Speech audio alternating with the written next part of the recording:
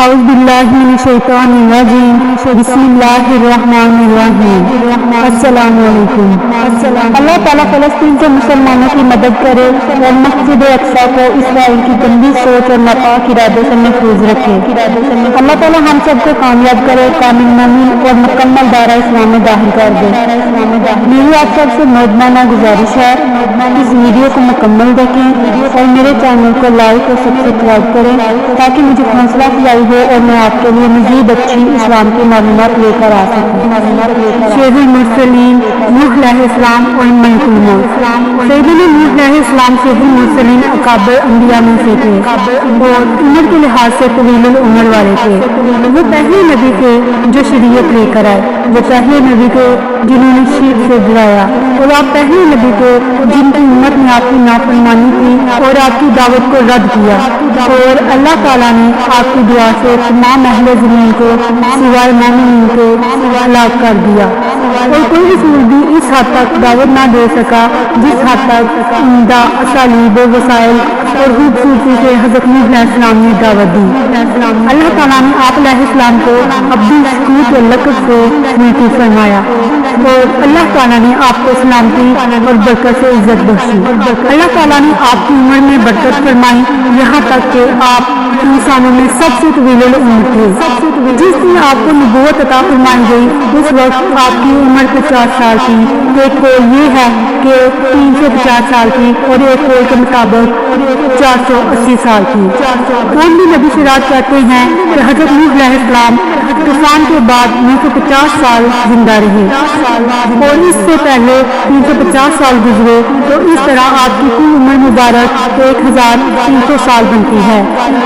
حضرت ابن عباس رضی اللہ عنہ سے یہ بات ثابت ہوتی ہے کہ آپ نے بعثت سے پہلے 450 سال گزارے، پھر آپ نے 980 سال اپنی قوم میں نبوت کے گزارے، اس کے بعد آپ طوفان کے بعد بھی 350 سال زندہ رہے۔ اسی طرح آپ کی کل عمر مبارک 1780 سال بنتی ہے۔ اتنی طویل عمر کے باوجود جب آپ کی وفات کا وقت قریب آیا، آپ سے پوچھا گیا آپ نے دنیا کو کیسا پایا؟ آپ نے فرمایا میں نے دنیا کو اس طرح پایا جس طرح گھر ہو جس کے 2 دروازے ہوں، ایک دروازے سے داخل ہوا اور دوسرے دروازے سے نکل گیا۔ حضرت نوح علیہ السلام جب بستر مرگ پر تھے اور آپ کا آخری وقت تھا، تو اس وقت آپ کی اولاد میں سے سام، حام اور یافیس آپ کے پاس موجود تھے۔ آپ نے اپنے بیٹے سام کو وصیت کی اور یہ فرمایا اپنے بھائیوں کو پہنچا دے اور وصیت پر عمل کرے۔ حضرت نوح علیہ السلام کی وصیت ہم اپنے پیارے نبی حضرت محمد صلی اللہ علیہ وسلم سے سنتے ہیں۔ حضرت عبداللہ بن عمر رضی اللہ عنہ سے روایت ہے کہ ہم رسول صلی اللہ علیہ وسلم کے پاس تھے کہ ایک دیہاتی شخص آیا جس پر سیحان کا جبہ تھا جو ریشم کا بنا ہوا تھا۔ وہ کہنے لگا تمہارے ساتھی نے ہر صاحب عزت فارس کے بیٹے کو ذلیل کر دیا اور ہر چرواہے کو بلند کر دیا ہے، یا یہ کہا کہ وہ چاہتا ہے کہ صاحب عزت کو پست کر دے اور ہر چرواہے کو بلند کر دے۔ تو رسول صلی اللہ علیہ وسلم نے فرمایا میں تم پر مقبول شخص کا لباس نہیں دیکھتا، جبکہ رسول صلی اللہ علیہ وسلم نے اس کے جبہ کی کونوں کو پکڑا ہوا تھا۔ پھر فرمایا بے شک اللہ تعالیٰ کے نبی نوح علیہ السلام کا جب وقت رحلت آیا تو آپ نے اپنے بیٹے سے کہا میں تم کو ایک نصیحت بیان کرتا ہوں اور میں تمہیں 2 چیزوں کا حکم دیتا ہوں اور 2 چیزوں سے منع کرتا ہوں۔ میں تمہیں حکم دیتا ہوں کہ اللہ کے سوا کوئی معبود نہیں، لا الہ الا اللہ۔ اگر ایک مٹھی میں 7 آسمان اور 7 زمین رکھ دی جائے اور ایک مٹھی میں لا الہ الا اللہ ہو تو میں ان پر لا الہ الا اللہ کو ترجیح دوں گا، اور 7 آسمان اور 7 زمین ایک مظلم سا حلقہ بن جائیں تو میں انہیں لا الہ الا اللہ کے بدلے توڑ دوں۔ اور دوسری چیز جس کا حکم دیتا ہوں وہ سبحان اللہ و بحمدہ یہ ہے۔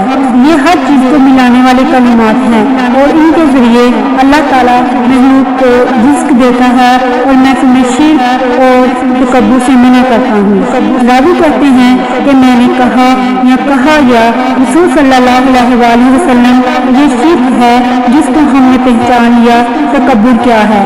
کیا یہ تکبر ہے کہ ہم میں سے کسی کے پاس دو خوبصورت جوتے ہوں جن کے دو خوبصورت تسمے ہوں؟ آپ صلی اللہ علیہ وآلہ وسلم نے فرمایا نہیں۔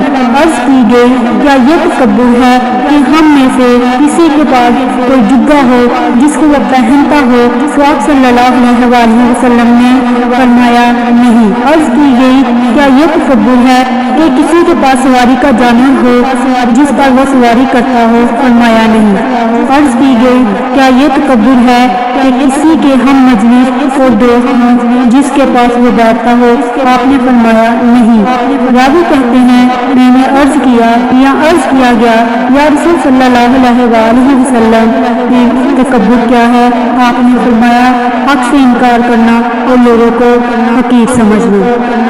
یہ قصہ جس کو ہم نے تفصیلاً بیان کیا ہے اس بات کی طرف اشارہ کرتا ہے کہ ایک دن حضور سید المرسلین صلی اللہ علیہ وآلہ وسلم کے پاس ریشم کے کپڑوں میں ایک عربی آیا جس پر تکبر کی علامات ظاہر تھیں اور وہ اپنے کپڑوں اور اپنی قوت پر فخر کر رہا تھا۔ حضور صلی اللہ علیہ وآلہ وسلم نے اس شخص کے جبہ کے کونے پکڑے، اس کے فخر و مباحث اور تکبر کو رد کیا، اس کو تواضع کی فضیلت اور تکبر کی مذمت یاد دلائی، اور جس طرح حضور صلی اللہ علیہ وآلہ وسلم کی عادت مبارکہ تھی کہ آپ کمال حکمت سے اللہ تعالیٰ کی طرف سے دعوت دیتے تاکہ آسان راستے اور مزید طریقے سے انسان مقصود تک پہنچ سکے۔ اسی خوبصورت اسلوب سے آپ صلی اللہ علیہ وآلہ وسلم نے اس عربی کے سامنے حضرت نوح علیہ السلام کی وصیت کو بیان کیا، جو آپ نے وصیت اپنے بیٹے کو وقت کو رحلت کی تھی تاکہ یہ عربی اس وصیت کو نہ بھولے اور اس پر عمل کرے، اور اس کی عقل سے زمانے سے لی گئی تھی دلیل نہ کرے۔ آپ صلی اللہ علیہ وآلہ وسلم نے اس کے سامنے واضح کیا کہ اللہ تعالیٰ کے رسول نوح علیہ السلام نے وقت رحلت اپنے بیٹے کو دو چیزوں کا حکم دیا اور دو چیزوں سے منع فرمایا۔ آپ نے اس کو لا الہ الا اللہ اور سبحان اللہ و بحمدہ کا قولاً عملاً اس کے مطابق زندگی گزارنے کا حکم دیا، اور آپ نے اس کے ذہن میں لا الہ الا اللہ اور سبحان اللہ و بحمدہ کی وصیت ایسی صورت راسخ کی جو باقی رہے اور ختم نہ ہو، ہمیشہ رہے، منقطع نہ ہو۔ اس طرح آپ نے اس کے لیے تصویری مثال اور خیالی تصور بنا کر واضح کیا کہ اگر ساتوں آسمان اور ساتوں زمینیں ایک مٹھی میں رکھ دیے جائیں تو میں لا الہ الا اللہ کو ترجیح دوں اور اس کلمہ کی فضیلت، عظمت اور قوت کی وجہ سے ایسا کروں۔ حضرت جابر رضی اللہ عنہ سے روایت ہے کہ رسول صلی اللہ علیہ وآلہ وسلم نے فرمایا سب سے افضل دعا الحمدللہ اور سب سے افضل ذکر لا الہ الا اللہ ہے۔ حضرت نوح علیہ السلام کی دوسری وصیت اور دوسرا حکم یہ تھا کہ سبحان اللہ و بحمدہ کا ذکر کریں، جس سے ہر قطع شدہ تعلق جڑ جاتا ہے، جو اللہ رب العزت جو عزیز بھی ہے اور حمید بھی ہے کی محبت کا باعث ہے، اور قیامت کے دن میزان میں ان کلمات کا وزن سب سے زیادہ ہوگا۔ اس سے خطائیں معاف ہوتی ہیں، گناہ مٹتے ہیں اور ثواب میں کئی گنا اضافہ ہوتا ہے۔ حضور صلی اللہ علیہ وآلہ وسلم کا ارشاد پاک ہے جس نے ایک دن میں 100 مرتبہ سبحان اللہ و بحمدہ پڑھا اس کی خطائیں مٹا دی جاتی ہیں اگرچہ سمندر کی جال کے برابر بھی کیوں نہ ہو۔ حضرت ابو ہریرہ رضی اللہ عنہ سے روایت ہے رسول صلی اللہ علیہ وآلہ وسلم نے فرمایا جس نے صبح کے وقت اور شام کے وقت سبحان اللہ و بحمدہ پڑھا اور قیامت کے دن آنے والا میں سے کوئی شخص اس سے افضل نہیں ہوگا جس نے یہ کلمات 100 مرتبہ یا اس سے زائد پڑھے ہوں۔ حضرت ابو ہریرہ رضی اللہ عنہ سے روایت ہے کہ آپ صلی اللہ علیہ وآلہ وسلم نے فرمایا 2 کلمے ایسے ہیں جو زبان سے بڑے ہلکے ہیں، میزان میں بڑے باری ہیں، اور اللہ رب العزت کے نزدیک بڑے ہی محبوب ہیں، اور وہ ہیں سبحان اللہ و بحمدہ سبحان اللہ العظیم۔ حضرت نوح علیہ السلام نے دو چیزوں سے رکنے کی وصیت فرمائی، نمبر 1 شرک سے رکنے کی وصیت، نمبر 2 تکبر سے رکنے کی وصیت۔ یہ آخری وصیت تھی جو کہ اس قصہ کا اصل مقصد اور حقائق کا مقصود تھی۔ اسی وجہ سے عربی بار بار پوچھ رہا تھا کہ تکبر کا کیا مطلب اور اس کی کیا حد ہے؟ کیا اچھے اور خوبصورت کپڑے پہننا تکبر ہے؟ کیا خوبصورت اور قیمتی جوتے پہننا تکبر ہے؟ کیا اونٹی سواری پر سفر کرنا تکبر ہے؟ یا دوستوں کا اکٹھا ہو کر بیٹھنا تکبر ہے؟ حضور صلی اللہ علیہ وآلہ وسلم نے اسے بتایا کہ تکبر یہ نہیں جو تم مراد لے رہے ہو، بلکہ تکبر یہ ہے کہ تم حق کو روشن اور واضح ہونے کے باوجود جھٹلا دو اور اس کا انکار کر دو اور لوگوں کو حقیر سمجھو اور کم تر سمجھو۔ اس میں کوئی شک نہیں کہ حضور صلی اللہ علیہ وآلہ وسلم نے اس ارادے کے ذہن میں عمل اور قول کے ذریعے ایسی قوی صورت راسخ کی جو اس کے دل میں گھر کر گئی۔ یہاں پر عمل سے مراد ہے کہ حضور صلی اللہ علیہ وآلہ وسلم نے عربی کا جبہ پکڑا، اس کو بتاتے ہوئے اور اس بات پر ابھارتے ہوئے کہ وہ تکبر کو ترک کر دے اور تواضع کو اختیار کر لے، اور وہ ایسا لباس مثلاً ریشم اور سونا نہ پہنے جس سے کسی غریب اور فقیر کے دل کو ٹھیس پہنچے اور اس کا دل ٹوٹ جائے۔ حضرت حذیفہ رضی اللہ عنہ فرماتے ہیں ہمیں حضور صلی اللہ علیہ وآلہ وسلم نے منع فرمایا کہ ہم سونے اور چاندی کے برتنوں میں پئیں یا ان میں کھائیں، اور آپ صلی اللہ علیہ وآلہ وسلم نے ہمیں ریشم اور دباج کے ریشم کی ایک قسم کے پہننے اور ان پر بیٹھنے سے منع فرمایا۔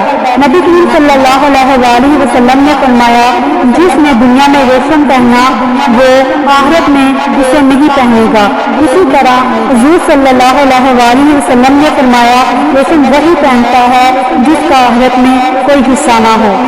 سرور کائنات صلی اللہ علیہ وآلہ وسلم کا ارشاد گرامی ہے میری امت کے مردوں پر ریشم اور سونے کا پہننا حرام کر دیا گیا ہے اور ان کی عورتوں پر حلال۔ حضور صلی اللہ علیہ وآلہ وسلم کا انداز تعلیم ملاحظہ فرمائیے کہ آپ نے نوح علیہ السلام کی وصیت جو آپ نے بستر مرگ پر اپنے بیٹے کو فرمائی کے ذریعے عربی کو سکھایا، یہ بلا شبہ ایسی وصیت ہے جو بلائی نہیں جا سکتی اور ایسی وصیت ہے جس کو دوام ہے۔ موت کے وقت وصیت کرنا مستجب ہے اگر میت پر فرض ہو یا کوئی حقوق اس کے ذمہ ہو یا اس کے اہل اور رشتہ داروں سے کوئی بدعت یا مصیبت کا خطرہ ہو تو وصیت کرنا واجب ہوتا ہے۔ اس سے لا الہ الا اللہ کی فضیلت ثابت ہوتی ہے اور یہ بھی ثابت ہوتا ہے کہ اس کا وزن میزان میں 7 آسمانوں اور 7 زمینوں سے بھی زیادہ ہے۔ اس سے سبحان اللہ و بحمدہ کی فضیلت ثابت ہوتی ہے، شرک سے نہیں کا ثبوت ملتا ہے، تکبر سے نہیں ثابت ہوتی ہے، اور یہی چیز اس قصہ سے مقصود ہے اور حقائق سے یہی چیز ظاہر ہوتی ہے۔